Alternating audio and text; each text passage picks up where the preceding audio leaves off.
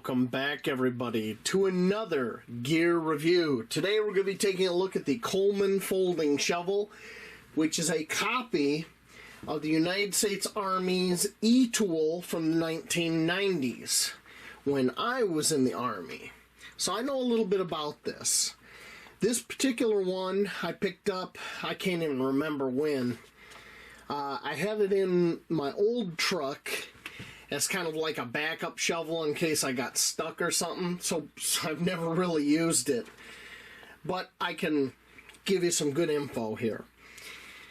The listing on it is, it weighs 1 pound. I think it actually weighs more than that. We're going to check that out. And it's $16.84 on Amazon. Alright. Now, let me show you what these older E-tools look like. They're a trifold design.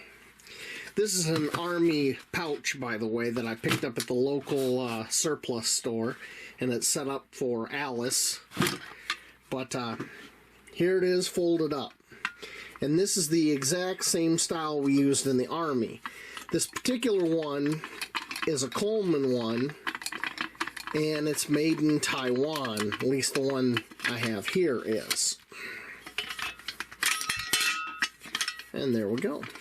And then you just tighten this nut back down, and it makes it stable.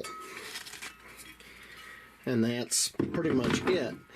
Now, they put these serrations like a saw blade here and here, and that's to help you cut through roots and such. You know, there's one big problem with this style of E-tool. And the weakness of all these E-tools is this rivet right here that acts as a pivot, and this rivet right here that acts as a pivot. Because those are the spots it's gonna break. I'm not saying if, I'm saying when. Because even in the Army, we broke some.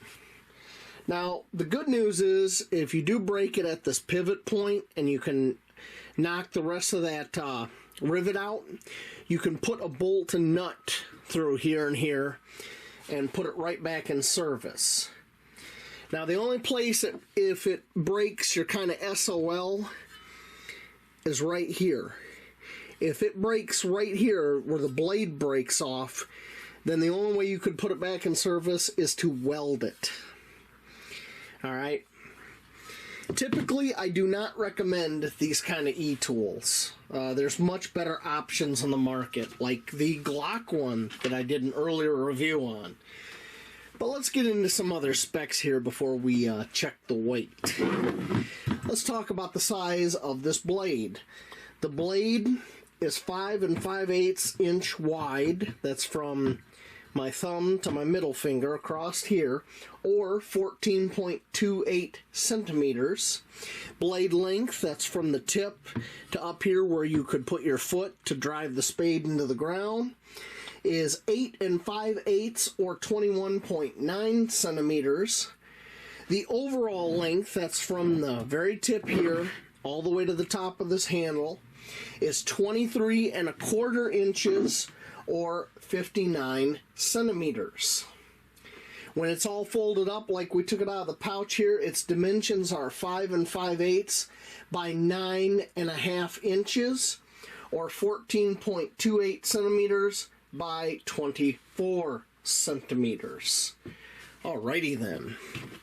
Another nice thing you can do with this E-tool is you can set up the blade in this hoe configuration, and it allows you to get through harder earth and such. That's what we used to do in the Army a lot. Because I went to basic at Fort Benning, and there's nothing quite like hard Georgia clay, let me tell you.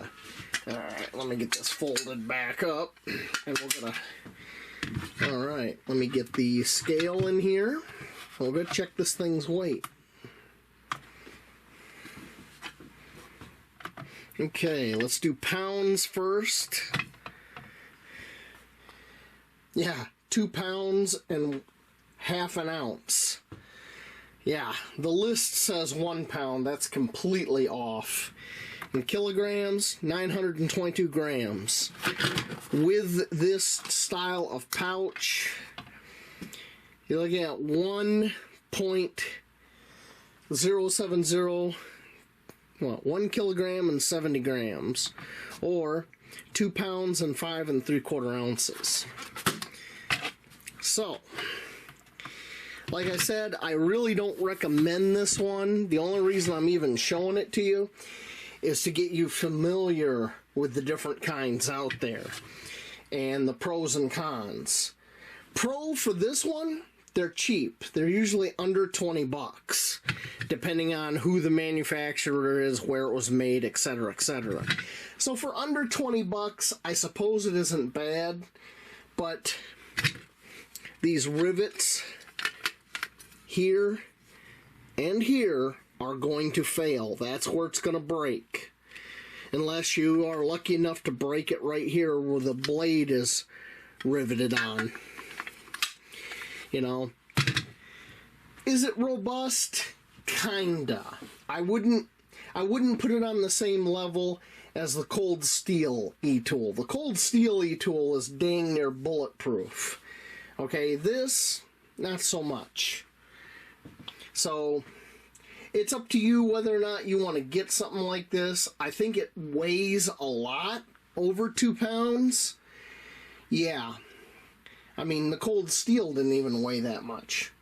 So, my recommendation is stay away from this unless you're prepared to fix it or prepared for it to fail on you, because it will fail. But those are just my thoughts from a lifetime of experience. You do you, I do me. That's what makes the world the way it is. And I will see you later on out in those woods, hopefully digging a hole with a good E-tool. Thank you for watching.